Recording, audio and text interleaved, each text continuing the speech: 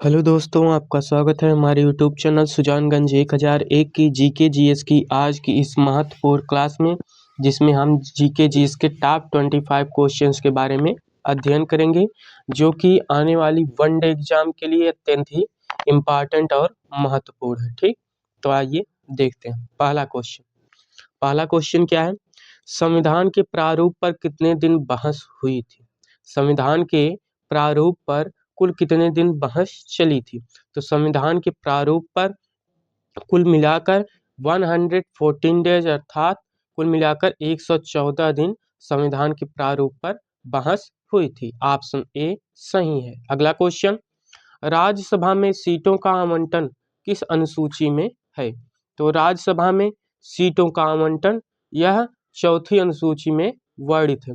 राज्यसभा में सीटों का आवंटन या विभाजन यह चौथी अनुसूची के अंतर्गत इसका वर्णन मिलता है। ऑप्शन सी सही है। अगला क्वेश्चन, लोक लेखा समिति में कितने सदस्य होते हैं? लोक लेखा समिति में कुल मिलाकर कितने सदस्य होते हैं? 22। लोक लेखा समिति में कुल 22 सदस्य होते हैं। ठीक, ऑप्शन ए सही है। अगला क्वेश्चन क्या है?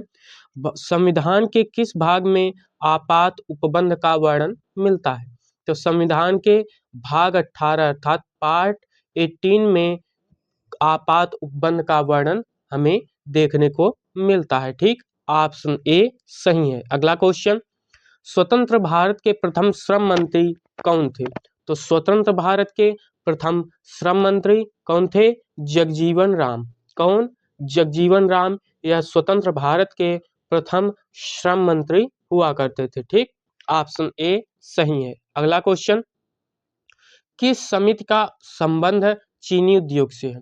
चीनी उद्योग से संबंधित निम्न में से कौन सी समिति है? ठीक, तो चीनी उद्योग से संबंधित है कौन सी समिति? महाजन समिति, महाजन कमेटी यह चीनी उद्योग से संबंधित है। ठीक, ऑप्शन ए सही है। अगला क्वेश्चन, स्वतंत्र भारत के प्रथम श्रम मंत्री कौन थे? तो स्वतंत्र भारत के जो प्रथम श्रम मंत्री थे वह कौन थे? जगजीवन राम। ठीक, आइए देखते हैं अगला क्वेश्चन, संविधान के किस भाग में आपात उपबंध का वर्णन किया गया है? तो संविधान के भाग 18 में आपात उपबंध का वर्णन किया गया है, यह अभी हमने पढ़ा। तो आइए देखते हैं अगला क्वेश्चन, भारत की संचित निधि किस अनुच्छेद से संबंधित है? तो भारत की जो संचित निधि है इसका वर्णन अनुच्छेद 266 के अंतर्गत, किसके अंतर्गत? अनुच्छेद 266 के अंतर्गत भारत की संचित निधि का वर्णन मिलता है। ठीक, ऑप्शन डी सही है। अगला क्वेश्चन, संविधान संशोधन की प्रक्रिया किस देश से ली गई है? तो संविधान संशोधन की जो प्रक्रिया है यह दक्षिण अफ्रीका, साउथ अफ्रीका से ली गई। कहां से? दक्षिण अफ्रीका से संविधान संशोधन की प्रक्रिया जो कि अनुच्छेद 368 में वर्णित है, यह दक्षिण अफ्रीका से ली गई है। ऑप्शन ए सही है। अगला क्वेश्चन, वन्य जीव संरक्षण अधिनियम कब लागू किया गया?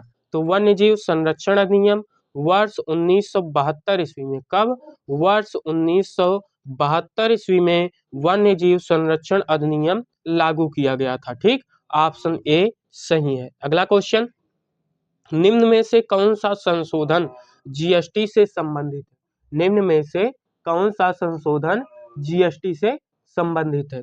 तो संशोधन 101, संविधान संशोधन 101 101 यह जीएसटी अर्थात गुड्स एंड सर्विस टैक्स से संबंधित है। ठीक, ऑप्शन बी सही है। अगला क्वेश्चन, सबसे आखिर में जुड़ने वाली संयुक्त राष्ट्र की आधिकारिक भाषा कौन थी? तो सबसे अंत में जुड़ने वाली संयुक्त राष्ट्र की जो आधिकारिक भाषा है वह कौन सी है? अरेबिया अर्थात अरबी यह संयुक्त राष्ट्र की आधिकारिक भाषा है, जो उसकी सबसे लास्ट में इसमें जोड़ी गई। ठीक, ऑप्शन डी सही है। अगला क्वेश्चन, केंद्र राज्य संबंध में केंद्र राज्य संबंध से कौन सी समिति संबंधित है? तो केंद्र राज्य संबंध से जो समिति संबंधित है वह कौन सी है? सरकारिया समिति। यह सरकारिया समिति केंद्र और राज्य के बीच संबंधों का वर्णन करती है या उससे संबंधित समिति है। ठीक, ऑप्शन ए सही है। अगला क्वेश्चन, सर्वाधिक आयु में भारत के राष्ट्रपति कौन बने थे? तो अभी तक सर्वाधिक आयु में भारत के प्रेसिडेंट पद पर नियुक्त किए गए व्यक्ति कौन है?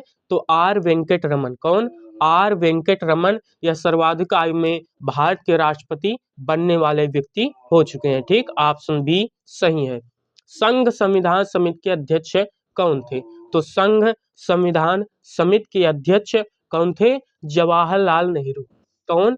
जवाहरलाल नेहरू या संघ संविधान समिति के अध्यक्ष के रूप में नियुक्त किए गए। ठीक, ऑप्शन सी सही है। अगला क्वेश्चन, कौन सा अनुच्छेद उच्च न्यायालय की रिट जारी करने से संबंधित है? तो अनुच्छेद 226। कौन सा अनुच्छेद? अनुच्छेद 226। यह उच्च न्यायालय अर्थात हाई कोर्ट रिट जारी कर सकता है, इससे संबंधित है या इसमें इसका वर्णन किया गया है। ऑप्शन डी सही है। अगला क्वेश्चन, संसद उपनिषद किसकी रचना है? कौन सी? संसद उपनिषद। तो संसद उपनिषद यह एम.एफ. हुसैन की कृति है। किसकी? एम.एफ. हुसैन की यह संसद उपनिषद इन्हीं की कृति है। ऑप्शन सी सही है। अगला क्वेश्चन, भारत के प्रथम कार्यवाहक मंत्री प्रधानमंत्री कौन बनाए गए? तो भारत के प्रथम कार्यवाहक प्रधानमंत्री कौन बनाए गए थे? गुलजारी लाल नंदा।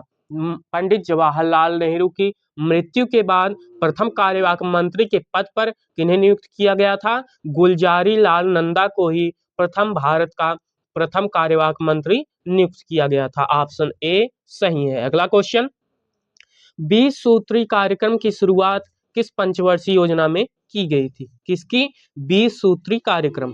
तो 20 सूत्री कार्यक्रम की शुरुआत यह 5वीं पंचवर्षीय अर्थात फिफ्थ पंचवर्षीय योजना के अंतर्गत इसकी शुरुआत की गई थी। ऑप्शन ए सही है। अगला question, John W Müller model पर कौन सी पंचवर्षीय योजना आधारित थी? तो जॉन डब्ल्यू मूलर योजना पर आधारित या मॉडल पर आधारित जो पंचवर्षीय योजना थी वह कौन से नंबर की थी? 8वीं पंचवर्षीय योजना, जो कि जॉन डब्ल्यू मूलर मॉडल पर आधारित थी। ऑप्शन ए सही है। अगला क्वेश्चन, किसने जनसंख्या का सिद्धांत दिया था? तो जनसंख्या का सिद्धांत किसके द्वारा प्रदान किया गया था? तो जनसंख्या का सिद्धांत अर्थात थियरी ऑफ पॉपुलेशन यह किसने दिया था? माल्थस ने। ठीक, ऑप्शन डी सही है। अगला क्वेश्चन क्या है? डेनमार्क की संसद का क्या नाम है? डेनमार्क की संसद का क्या नाम है? तो डेनमार्क की जो पार्लियामेंट है उसका नाम है क्या? फोल्केटिंग। क्या? फोल्केटिंग या डेनमार्क की संसद का नाम है। वहीं पर यदि जापान की संसद का बात करें तो जापान की जो संसद का नाम है वह क्या है? डाइट। जापान की संसद को किस नाम से जाना जाता है? डाइट। ठीक, ऑप्शन ए सही है। अगला क्वेश्चन, भारत रत्न से सम्मानित होने वाले पहले राष्ट्रपति कौन है? तो भारत रत्न से सम्मानित होने वाले भारत के प्रथम राष्ट्रपति कौन है? डॉक्टर सर्वपल्ली राधाकृष्णन, जिन्हें भारत रत्न से सम्मानित। ठीक, ऑप्शन बी सही है। अगला क्वेश्चन, 2011 की जनगणना के अनुसार भारत में कुल कितने जिले? 2011 की जनगणना के अनुसार भारत में कुल कितने जिले हैं? तो 2011 की जनगणना के अनुसार भारत में कुल 640 जिले विद्यमान है। कुल कितने? 640 जिले भारत में हैं 2011 की जनगणना के अनुसार। ऑप्शन डी सही है। अगला क्वेश्चन, निम्न में से किस समिति का संबंध जनसंख्या नीति से है?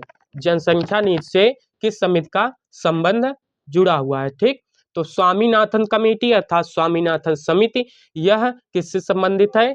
जनसंख्या नीति से संबंधित है। ऑप्शन डी सही है।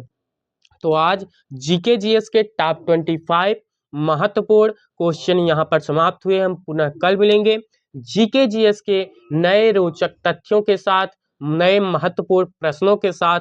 आज के लिए बस इतना ही। धन्यवाद।